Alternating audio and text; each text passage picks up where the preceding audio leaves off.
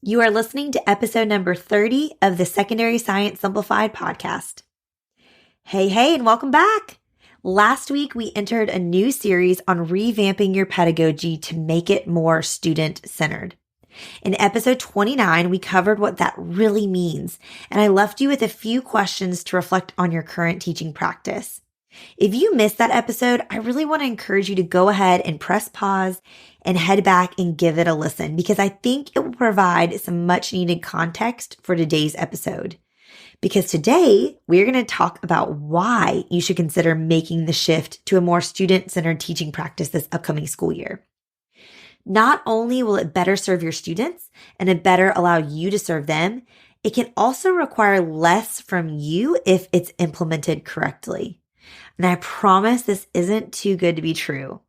Let's get started and I'll explain it all to you. This is Secondary Science Simplified, a podcast for secondary science teachers who want to engage their students and simplify their lives. I'm Rebecca Joyner from It's Not Rocket Science.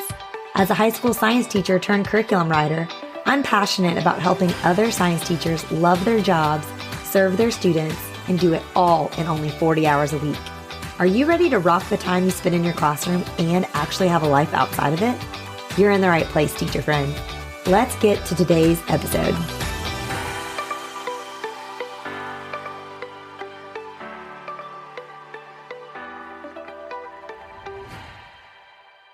So first and foremost, the number one reason you should make the shift to student-centered teaching practices is because students simply learn better when they're at the center. And this isn't a novel concept. If you have taken any educational psychology or development or theory courses, you have probably learned about Jean Piaget, who was an early 21st century psychologist who insisted that children learn best by doing rather than hearing about something. And there has been so much research since then that supports this concept. And I don't need to cite all of the different educational theorists and research papers on this. If you're interested, you can go to your local library or Google all of the articles that will back this up. But I just want to simply challenge you to consider how you learn best. I think of the first time I actually had to use a manual tire pressure gauge and then subsequently use the air pump at a gas station to refill my tires, which, by the way, I don't understand why in 2022, those still only take coins. Like, who has coins on them? I wish I could say me, but I don't at all. But I digress. It's still a sensitive topic because I was on a road trip with my children. I was pregnant. I had, a 2-year-old and a 3-year-old with me. They were napping in the car, which is, just the stars had aligned where they were both asleep, and I get the tire pressure notification on my car that one of my tires is low. And I was on these back roads in Georgia, and I was so nervous about something happening. Like, what if it's really low and I end up busting a tire out here, and then I'm changing a tire pregnant on the side of the road with 2 sleeping toddlers in my car? So I had to pull over and I had to address the situation. And this isn't something I had no concept of. I had seen a tire pressure gauge before. I had, someone had shown me how to do it at one point in my life.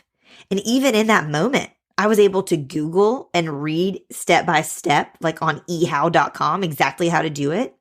And I even had a good enough service. I FaceTimed my nearly 70-year-old father and had him explain it to me. So I heard it, I read it, but it wasn't until I literally put my own hands on it and I was holding the gauge and I walked through the process myself that I finally really understood it.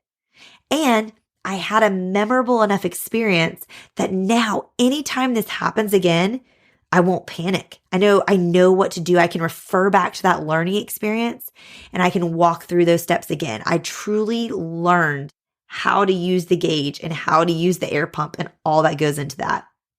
And our students are the same way. They learn best when they are most in control of their learning and when they are most actively engaged in it, just like we do. Now, I want to emphasize, though, why I think student-centered pedagogy is especially critical for those of us who are teaching high schoolers. Because whether our students are leaving us to head off to a four-year college, or they're going directly into the workforce, or they're doing something in between, we are launching them out on their own. And for the majority of our students, this is really the first time that they are experiencing true independence and true autonomy. And I really can't tell you how many of my students I know personally I've seen drop out of college, or they get into the real world and this job and this career they were so confident they were going to pursue, and they just find it to be much harsher than they ever anticipated. And I feel like the number of students experiencing this has only been increasing over the last few years. And I know that there's so much going into this. There's so much happening in our society, and there's so much our students have experienced psychologically and emotionally in the last few years that has really changed them. And so I'm not trying to say that the blame is at all to be put entirely on us teachers like you and me.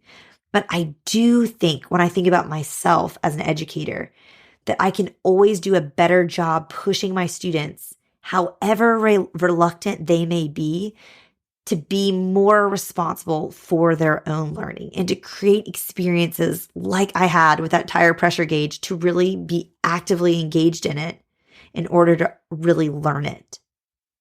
And I also know from my own personal experience that this is a lot easier said than done. I had some amazing professors in college who really modeled and inspired me to use inquiry-based teaching methods. Only I found that when I attempted to use these with my own students in my classroom, I was met with so much opposition. Phrases like, "this is too hard," or "you aren't actually teaching us anything," and "I can't learn this way," were just like the regular refrains in my classroom. It felt like every day I had more and more pushback. But I think these refrains that we constantly are hearing from our students are actually even more of a reason to make this shift, because our students need us too. The more we lean into teacher-centered instruction and kind of default to that, the more students expect us to keep doing the bulk of the learning for them. And then the more passive we allow them to be, the more apathetic they become, and thus the more resistant they are to change. And it becomes this really vicious cycle that's continually perpetuating bad habits and really bad attitudes in our classroom.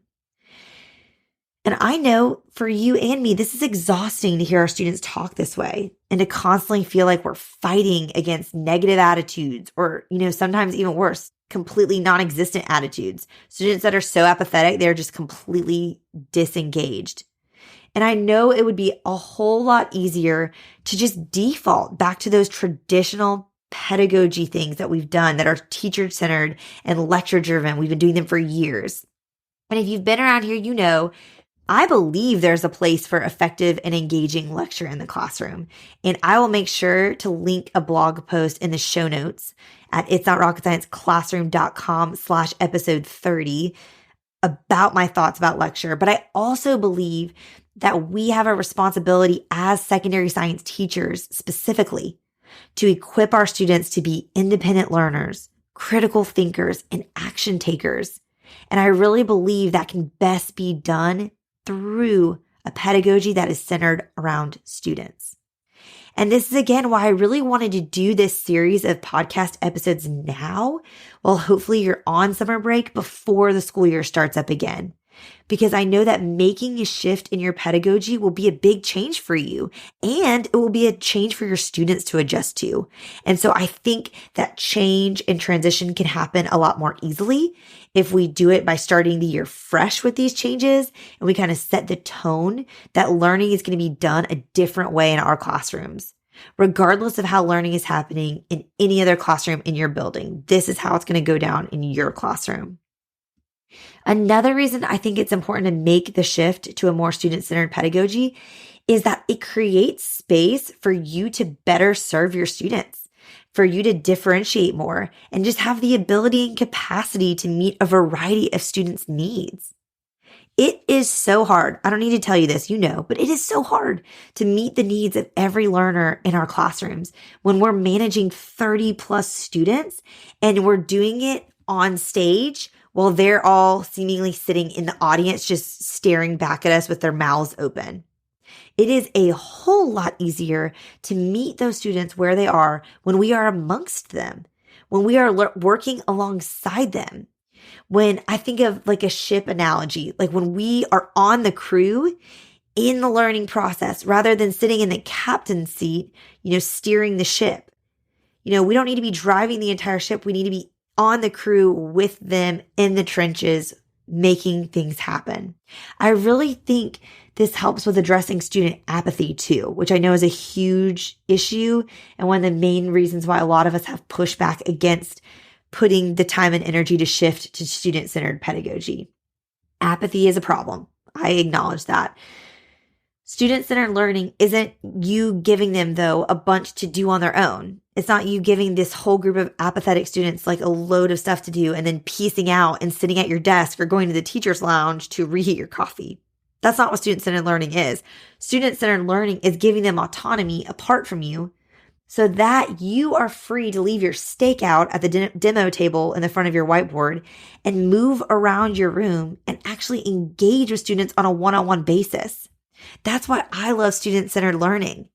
I love being able to feel like I can leave my demo table. Like that's where I felt like I spent so much time my first few years teaching, between the whiteboard and the demo table at the front of the room, dinging my bell and shouting out instructions and just managing people.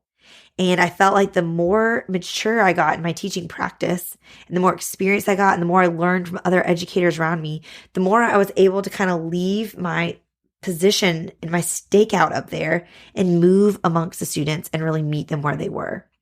And now if you're hearing this and it sounds tiring, stick with me, because another thing I've learned through altering my teaching style to be more student-centered is that it's actually best for us as teachers as well.